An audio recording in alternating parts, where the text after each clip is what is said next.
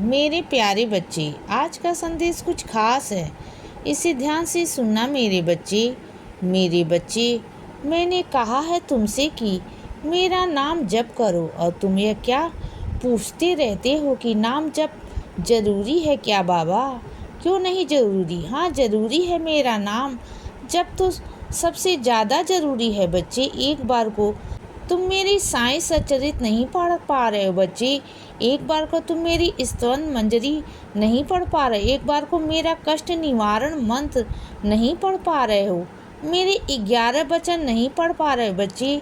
मेरा नाम जब तो कर सकते हो ना। तुम जानते हो साईं के अंदर ना सब कुछ समाया हुआ बच्चे। चाहे तुम साईं चालीसा पढ़ो, चाहे साईं कष्ट निवारण मंत्र पढ़ो बच्चे, चाहे तुम साईं सच्चरित पढ़ो, कुछ भी पढ़ो बच्चे, वहाँ तुम्हें साईं मिलेगा। और सबका सार है साईं में वह ताकत है बच्चे। साईं नाम में वह शक्ति है कि जो चाहोगे वह सब कुछ हो जाएगा बच्चे। तुम्हारे जीवन में जो नहीं भी हुआ है ना, वो भी हो जाएगा बच्चे।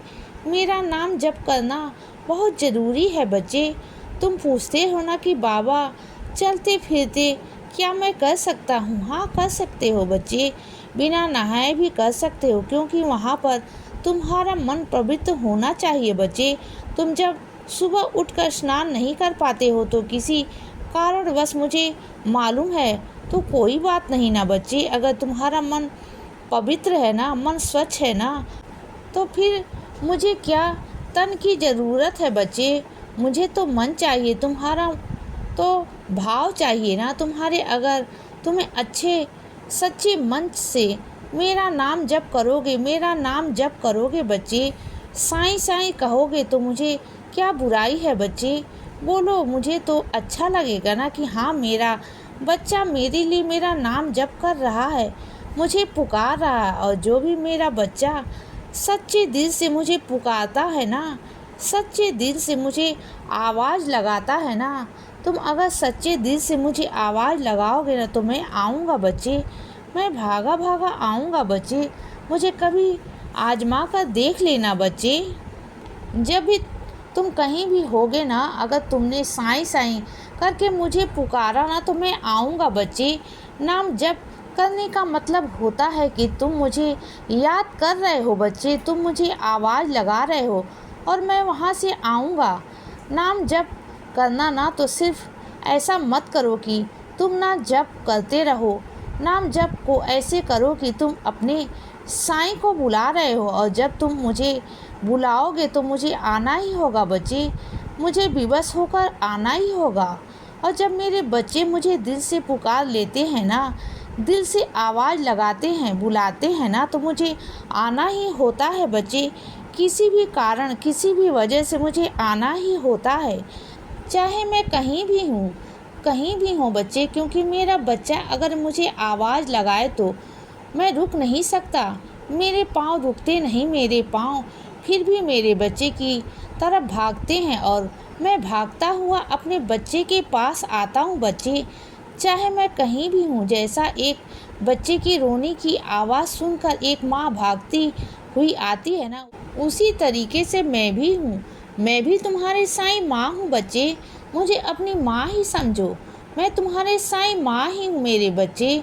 अंदर भी वही ममता है जो एक माँ के अंदर होती है। जैसे माँ अपने बच्चों की आवाज़ को सुनकर भागी भागी आती है ना, वैसे भी तुम्हारी आवाज़ सुनकर भागा भागा आऊँगा बच्चे।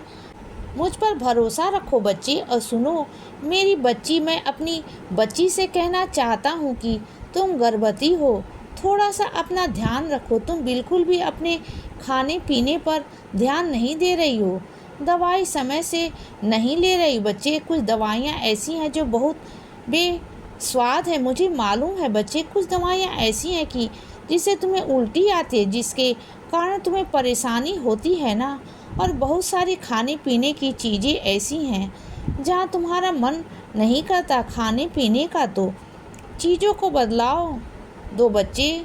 डॉक्टर से भी कह दो कि तुम्हें दवाइयों से उल्टी आती है, या उसका कुछ दूसरा तरीका अपना लो बच्चे। फिर खाने पीने का भी कुछ तो दूसरा तरीका अपना लो बच्चे, क्योंकि बिल्कुल कुछ ना खाना कुछ ना करना, इससे तुम्हारे बच्चे के स्वास्थ्य पर ना बहुत सारा असर पड़ेगा बच्चे। और एक चीज़ का महत्वपूर्ण ध्यान रखना, जब भी तुम रोटी खाओ ना, जब भी तुम खाना बनाओ अपने लिए, जब भी तुम रोटी खाओ ना, तो अपने बच्चे के नाम की एक छोटी सी रोटी बनाओ और तुम रोज़ खाना अपने बच्चे के नाम से, उसमें उससे बच्चे का पेट भरेगा। जो तुम छोटी सी रोटी बनाओगे ना, और उससे उंगली पर साईं लिखना, उस रोटी के ऊपर अपने हाथों से इशारे से लिखना बच्चे। जैसे साईं एक अक्षर बनाकर, बस वैसा साईं उस पर लिखना और उसे खाना, प्रेम भाव से खाना बच्चे। उस बच्चे के अंदर साईं जाएगा, जब बच्चे के अंदर नाम जाएगा तो मेरा, और हो सके ना तो अपने पेट के ऊपर ना साईं का सच्चित रख करके पढ़ा करो बच्चे। बच्चे के अंदर मेरा नाम जप जाएगा, तुम्हारे बच्चे के अंदर मेरे संस्कार जाएंगे बच्चे।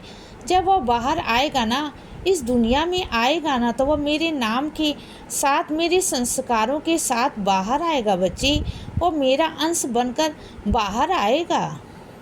और तुम देख लेना बच्चे, वो इतना बुद्धिमान होगा, इतना दिमाग से अच्छा होगा ना कि वह हर काम में ना बहुत आगे होगा, हर कार्य क्षेत्र में वह आगे होगा बच्चे। सिर्फ एक दो काम में नहीं, वह हर काम में आगे से आगे निकलेगा बच्चे। तुम देख लेना, तुम खुद कहोगे कि हाँ सच में वह एक चमत्कार है, सच में एक साईं का रूप है, वो आशीर्वाद है। वह तुम देख लेना बच्चे। और मुझसे इतना जुड़ा हुआ होगा ना, कि ईश्वर से, परमात्मा से इतना जुड़ा हुआ होगा ना, उसके अंदर इतने संस्कार होंगे ना, उसके अंदर देखना बच्चे। और उसके कदम पड़ते ही तुम्हारे घर में ना बहुत सारी चीज़ों में बदलाव भी हो जाएगा बच्चे।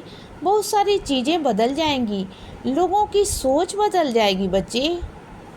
तुम्हारे घर में सकारात्मकता आ जाएगी, और नकारात्मकता ना वह घर से बाहर निकल जाएगी बच्चे। उस बच्चे के आने का मकसद ही कुछ अलग है बच्चे तुम्हारी ज़िंदगी में, और वह मकसद तुम्हें आने के बाद ही मालूम पड़ेगा बच्चे, अभी से नहीं बताऊंगा, मालूम पड़ेगा बच्चे तुम्हें। और उसी के कारण ना तुम जहाँ जहाँ नहीं गए हो ना, तुम वहाँ वहाँ जाओगे, और वहाँ वहाँ जाकर मेरे दर्शन करोगे बच्चे। तुम देख लेना बच्चे, उस बच्चे के माध्यम से ही ना वह सब कुछ होगा जो तुम्हारा मन रह गया है ना, तो वह सारा सब कुछ पूरा करवाएगा बच्चे। उसके माध्यम से तुम सब कुछ जगह जाओगे, घूमोगे, मेरे दर्शन करोगे, तीर्थ यात्रा पर जाओगे बच्चे, जगह जगह जाओगे। सिर्फ उसके माध्यम से तुम्हें बस देखना, देखते जाओ बच्चे, यह शुरुआत है, आगे आगे देखते जाओ होता है क्या बच्चे। इसीलिए बच्चे सदा खुश रहो और हमेशा मुस्कुराते रहो, मेरा आशीर्वाद हमेशा तुम्हारे साथ है बच्चे।